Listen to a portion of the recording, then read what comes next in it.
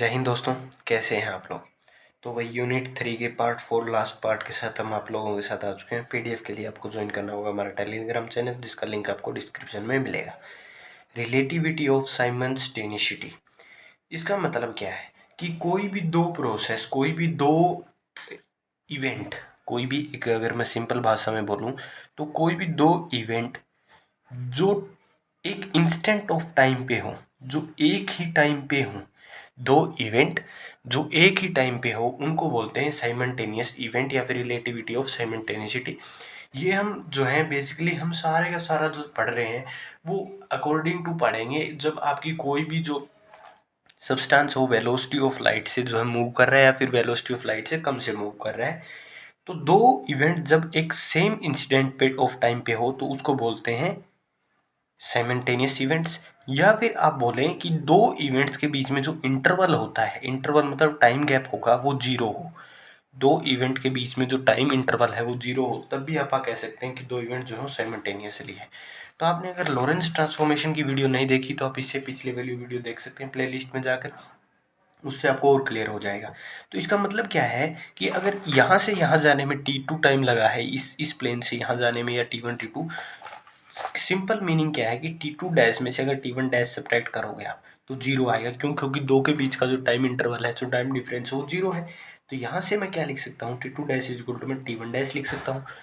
अगर हम by using Lorentz transformation equations, Lorentz transformation equation में यूज कर दूं इधर, तो t2 minus v x square by c square under the root 1 minus v square by c square equal to में आएगा t1 minus v x one c square under the root 1 minus v1 c square.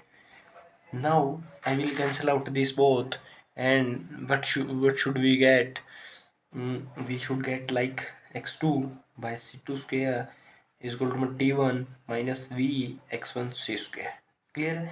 आप लोगों को ये चीज़ पता होगी। अगर मैं t2 में से t1 को माइनस कर दूं, इस साइड ले आऊँ इस टर्म को, इसको उस साइड ले जाऊं, तो v बाय सी स्क्वायर में बोथ में से कॉमन निकाल सकता हूँ x2 minus x1। Clear? If अगर अपने को देखो, मेन मतलब क्या है कि t2 माइनस t1 क्या हो, जीरो हो। अगर t2 माइनस t1 जीरो आ गया, मतलब t2 माइनस t1 जीरो आ गया, तो अपने पास कोई भी दो इवेंट क्या आ जाएंगे, साइमल्टेनियस प्रूफ हो जाएंगे। लेकिन ऐसा तो कभी हो ही नहीं सकता है कि x1 जो है वो x1 के इक्वल, x2 जो है x1 के इक्वल आ जाए। ऐसा पॉसिबल ही नहीं है। क्यों पॉसिबल नहीं है? क्योंकि यहाँ से जो लेंथ होगी, जितनी डिस्टेंस यहाँ से कवर की होगी और जितनी डिस्टेंस यहाँ से कवर की होगी, वो सेम आना नामुमकिन है लगभग। तो इसलिए माना गया कि ये दोनों इक्वल नहीं होंगे, तो ये वैल्यू कभी भी जीरो होगी नहीं। और ये वैल्यू वैसे भी जीरो नहीं हो सकती है, क्योंकि इन दोनों का आपको रेशो पता होगा, क्योंकि velocity of speed rotation of earth अलग होती है और वेलोसिटी ऑफ लाइट तो अलग होती है। तो t2 माइनस t1 कभी भी जीरो के इक्वल नहीं आएगा। मीन्स इन दोनों का जो डिफरेंस है वो जीरो के इक्वल नहीं आएगा, मतलब टाइम इंटरवल का डिफरेंस जीरो के इक्वल नहीं आएगा। तो यहाँ से आपको पता चलेगा कि ये दो इवेंट जो हमने कंसिडर किए थे, ये दोनों क्या है, साइमल्टेनियस नहीं है with the frame S frame की रिस्पेक्ट में। क्लियर है? यहाँ से आपको साइमल्टेनियस रिलेटिविटी ऑफ साइमल्टेनियसिटी आपको पता चल गई होगी।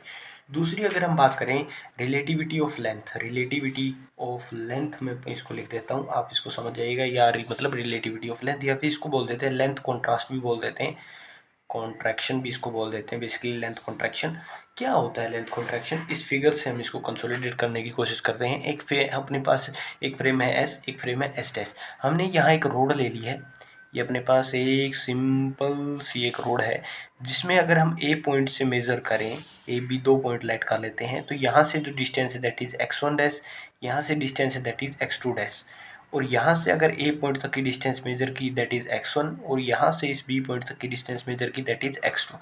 क्लियर? आप इन्हें जो है लिखित भाषा के रूप में अपने हिसाब से आप इसे लिख सकते हैं। तो लेंथ कॉन्ट्रास्ट का मतलब क्या होता है कि जब आपकी कोई भी जो ऑब्जेक्ट है वो वेलोसिटी ऑफ लाइट से ट्रैवल करे या फिर वेलोसिटी ऑफ लाइट से कम से ट्रैवल करे, तो किसी भी चीज़ की जो लेंथ है उस पर क्या इफेक्ट पड़ता है विद, अगर हम दो फ्रेम ऑफ रेफरेंस के अकॉर्डिंग देखें तो उसे बोलते हैं लेंथ कॉन्ट्रास्ट। तो यहाँ पर अगर मैं सपोज करूँ according to our Lorentz transformation that is x1 dash is equal to मैं x1 minus v t under the root 1 minus v square by c square, I will consider this. And similarly our x2 dash, ये किससे मैं consider कर पा रहा हूँ, bye using Lorentz transformation, क्योंकि मैंने आपको लॉरेंस ट्रांसफॉर्मेशन पिछली वीडियो में करवा दिया, इस वजह से मैं यहाँ पे डायरेक्ट यूज़ कर रहा हूँ रिजल्ट को। If I will subtract x2 dash minus x1 dash, if I will subtract this both from this, then what I should get, x2 under the root 1 minus v square by c square minus vt under the root 1 minus v square c square, और इसमें से ये value अगर subtract करोगे तो x1 dash under the root v square into c square, और minus के कारण ये हो जाएगा प्लस वी टी। मैंने अलग अलग सब्ट्रैक्ट कर दिया है इसको, दोनों टर्म्स के अंदर अलग अलग, ये यहाँ से ये दोनों टर्म कैंसल, तो x1 dash minus x2 dash is equal to में बेसिकली x2 माइनस x1, क्योंकि ये दोनों सेम है तो हम इसमें क्या ले सकते हैं, कॉमन ले लेते हैं, 1 माइनस वी स्क्वेयर बाई में c square. If suppose that this original proper length is L naught, इसकी जो प्रॉपर लेंथ है वो एल नोट है, means if we will proceed that x2 dash minus x1 dash, sorry x2 dash minus x1 dash is equal to में L naught suppose कर लेते हैं, और x2 minus x1 equal to में L suppose कर लेते हैं, मीन्स इस डिस्टेंस में से मैं ये डिस्टेंस सब्ट्रैक्ट कर दूं तो भी यही आएगी, इस डिस्टेंस में से ये डिस्टेंस सब्ट्रैक्ट कर दूं तो भी यही आएगी। ये हमने पहले गैलेलियन ट्रांसफॉर्मेशन के अंदर भी अच्छे समझाया है। तो यहाँ पर मैं इसको कुछ इस तरीके से पुट कर सकता हूँ कि L naught is equal to में L under the root 1 minus v square c square. तो इफ नाउ अपने को क्या फाइंड करनी थी कि इसकी लेंथ एल क्या होगी, तो एल क्या आएगी, एल नोट क्या है, इसकी प्रॉपर लेंथ है, और इनटू में 1 minus v square c square इसकी पावर 1/2। यहाँ तक आपको ये पूरी चीज़ क्या आ चुकी है अपने पास, लेंथ कॉन्ट्रास्ट आ चुकी है, जो मैंने फॉर्मूला लिखा है, where l naught is your proper length, l naught आपकी क्या है, प्रॉपर लेंथ है। यहाँ पे किसी को कोई प्रॉब्लम नहीं होनी चाहिए। अब अपने जो फॉर्मूला आया है that is L naught 1 minus v square by c square, इसको मैं अंडर द रूट ये पूरी लिख सकता हूँ मैं। अब अगर मैं देख लूँ कि v जो है वो किसके इक्वल हो गया, c के इक्वल हो गया, v अगर c के इक्वल हो गया तो एल नोट 1 माइनस 1 और 1/2 दिस इज इक्वल टू में 0। अगर v c के इक्वल हो जाता है, एनी केस इफ पॉसिबल, अगर किसी भी केस के अंदर v और c दोनों इक्वल हो जाते हैं तो अपनी जो l की वैल्यू है वो 0 हो जाती है। ऐसा पॉसिबल ही नहीं है, क्योंकि अगर आप किसी ऑब्जेक्ट लिया तो उसकी लेंथ जो है 0 होना बहुत ज़्यादा पॉसिबल है। अब इससे आपको पता क्या लगता है कि कोई भी ऑब्जेक्ट अगर वेलोसिटी ऑफ लाइट से, सिर्फ लाइट को छोड़कर कोई भी ऑब्जेक्ट वेलोसिटी ऑफ लाइट से क्या करने लग जाता है, मूव करने लग जाता है, तो उसकी लेंथ क्या हो जाती है, 0 हो जाती है। पॉइंट नंबर 1 है। सेकंड पॉइंट है, अगर वी सी से बहुत ज़्यादा छोटा हो तो अपने पास क्या हो जाएगा, ये वैल्यू जो हो नेग्लिजिबल हो जाएगी, सॉरी ये वैल्यू जो है अपने पास क्या हो जाएगी, नेग्लिजिबल हो जाएगी। तो एल किसके इक्वल हो जाएगा, एल नोट के इक्वल हो जाएगा। तीसरी, अगर v जो है वो c से बड़ा हो जाए, मतलब किसी ऑब्जेक्ट की वेलोसिटी ऑफ लाइट से क्या हो जाए, ज़्यादा हो जाए, तो उसके अंदर l इज इक्वल टू में एल नोट, ये क्या आ जाएगी, यहाँ पर कुछ ना कुछ आयोटा की टर्म आ जाएगी, इमेजिनरी वैल्यू आ जाएगी, क्योंकि ये ज़्यादा हो गया तो यहाँ पे नेगेटिव टर्म आएंगे, नेगेटिव टर्म के कारण इमेजिनरी आयोटा मतलब इमेजिनरी, और ऐसा पॉसिबल ही नहीं है। मीन्स आपने कोई ऑब्जेक्ट लिया उसकी लेंथ इमेजिनरी होगी, ऐसा पॉसिबल थोड़ी है। ये है देखिए, ये ऑब्जेक्ट है, इसकी कुछ ना कुछ डिस्टेंस है, ऐसा थोड़ी है कि इसकी कोई डिस्टेंस हो ही ना, और वो भी डिस्टेंस हो लेकिन वो वर्चुअली आपको दिखाई ना दे, आप मेजर ही ना कर पाओ, ऐसा पॉसिबल नहीं। इस वजह से ये दो केस जो है ये पॉसिबल नहीं है, और ये केस कभी लिया जाता है जब वेलोसिटी ऑफ लाइट से कम हो किसी ऑब्जेक्ट की वेलोसिटी। क्लियर, यहाँ तक हमने जो है रिलेटिविटी ऑफ साइमेंटेनिसिटी और लेंथ कॉन्ट्रैक्शन हमने समझ लिया। इसके बाद हम पढ़ते हैं टाइम डायलेशन। अब हम पढ़ते हैं रिलेटिविटी ऑफ टाइम या फिर टाइम डायलेशन। टाइम के अंदर फ़र्क क्या आता है, टाइम बेसिकली स्लो होता है, लेंथ में क्या आता है, वो क्या हो जाती है, लेंथ जो है कोई भी ऑब्जेक्ट लेंथ के हिसाब से, तो उसकी जो एल इज इक्वल टू में एल नॉट हो जाती है, हमने वो चीज़ पढ़ ली है, या फिर जो है लेंथ 0 हो जाती है, हमने वो किसी स्टडी के। टाइम डायलेशन मतलब स्लो होता है भाई, अगर आप किसी भी चीज़ की, अगर आपकी वेलोसिटी ऑफ लाइट किसके इक्वल हो गई है, आपने वेलोसिटी ऑफ लाइट से अगर कोई ऑब्जेक्ट ट्रैवल करने लग जाता है तो टाइम के अंदर क्या चेंज होता है, टाइम जो है वो बहुत ही कम स्लो हो जाता है। क्लियर, यहाँ से ऐसा हमने मेजर, अभी हम बताएंगे आप लोगों को, हम ऐसे एक सोच के चलते हैं जनरली कि ऐसा होगा या नहीं होगा, हम प्रूव कर लेते हैं कि हम जानते हैं बाय यूजिंग इस इक्वेशन को, बाय हम किसका यूज़ कर रहे हैं, लॉरेंट्ज़ ट्रांसफॉर्मेशन इक्वेशंस का यूज़ करके, वी एक्स डैश बाय में c square under the root 1 minus v square by में c square, and our T2 is equal to में T2 dash plus v x dash minus c square under the root 1 minus v square by में c square. Clear है? यहाँ तक आप दो को junctions आप समझ जाएंगे। ये कहाँ से, लॉरेंस ट्रांसफॉर्मेशन से मैंने यूज़ किया है। अब हम देखते हैं कि अब दो इवेंट्स जो ये थे, अगर मैं T2 में से T1 को सब्ट्रैक्ट कर दूँ, अगर मैं टाइम डिफरेंस निकालना चाहूँ T2 को T1 में से मैं क्या कर दूँ, सब्ट्रैक्ट कर दूँ, तो what should I will get. Similarly आप इन्हें सब्ट्रैक्ट कर देंगे कैसे, इसको इसके अलग ले जाइए, इसको अलग ले जाइए, इसको अलग ले जाइए, इसको अलग ले जाइए, तो ये दोनों वैल्यूज आपस में कैंसिल हो जाएंगी।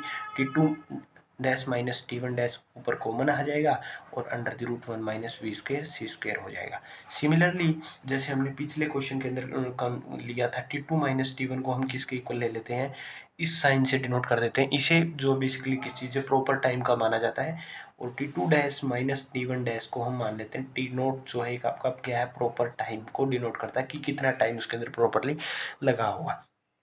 ये जस्ट एक नोटेशन है, जिस नोटेशन से बुक में यूज़ किया गया, मैं वो नोटेशन यूज़ कर रहा हूँ। तो टाउ इज इक्वल टू मैं tau naught under the root 1 minus v square c square. यहाँ तक आप लोगों को कोई प्रॉब्लम नहीं सर? तो यहाँ से आप लोगों को क्या पता चलता है, यहाँ से देखिएगा, ये तो आया आपका टाइम वाला। एक मैं लेंथ वाला फैक्टर अगर आप लोगों के लिए लिखूँ, तो लेंथ वाला फैक्टर दोस्तों क्या आया था, वो ये आया था। हमने अभी टाइम लेंथ कॉन्ट्रैक्शन लिखा तो वो ये आया था। यहाँ देखो, यहाँ लेंथ कहाँ है, ये न्यूमरेटर में, यहाँ जो आएगी ये वैल्यू कहाँ है, ये डिनोमिनेटर में। तो डिनोमिनेटर में अगर किसी चीज़ से डिवाइड करोगे तो वो क्या होगी, वैल्यू अब कॉस्टली कम होगी, और न्यूमरेटर में अगर किसी चीज़ से मल्टीप्लाई करोगे तो वैल्यू ज़्यादा होगी, मतलब लेंथ ज़्यादा होगी एज रिस्पेक्ट टू टाइम। ये तो आपको यहाँ से जनरली पता चल गया है। अगर v आपका c के इक्वल हो जाए तो टाइम क्या हो जाएगा, v अगर c के इक्वल हो गया तो टाउ बाय में इन्फिनिटी मीन्स जीरो। यहाँ से आपको ये जंक्शन, सॉरी जीरो नहीं, ये जीरो हो जाएगा, ये इन्फिनिटी हो जाएगा। क्यों? क्योंकि one minus one is equal to zero. तो जीरो से किसी चीज़ को डिवाइड करते हो तो टाइम इन्फिनिटी हो जाता है। मतलब कोई भी ऑब्जेक्ट अगर वेलोसिटी ऑफ लाइट से मूव करने लग जाता है तो उसके अंदर जो टाइम होता है वो इनफाइनाइट हो जाता है, अगर v आपका किसके इक्वल हो जाए, c के। अब अगर v आपका जो है c से बहुत ज़्यादा छोटा हो जाए तो ये रिस्पेक्ट टू क्या हो जाएगा, नेग्लिजिबल हो जाएगा, तो ये किसके इक्वल हो जाएगा, ये हो जाएगा। एंड अगर आपका कोई भी ऑब्जेक्ट जो है वेलोसिटी ऑफ लाइट से ज़्यादा से मूव करने लग जाए तो जो टाइम है वो कैसा हो जाएगा, इमेजिनरी हो जाएगा। और ऐसा पॉसिबल नहीं है कि टाइम कभी इमेजिनरी हो जाए। ऐसा देखा आपने 2 सेकंड, वो भी इमेजिनरी, मतलब 2 सेकंड हुए भी नहीं और हो भी गए, ऐसी कुछ केस बात आ जाएगी। तो ये था आपका जो है टाइम डायलेशन का कंसेप्ट। तो इसी के साथ भाई यूनिट 3 जो है आपकी होती है कंप्लीट। पूरी वीडियो के लिए आपको प्लेलिस्ट देखनी पड़ेगी। मिलते हैं नई वीडियो के साथ, तब तक के लिए ओके बाय टाटा, जय हिंद, जय भारत।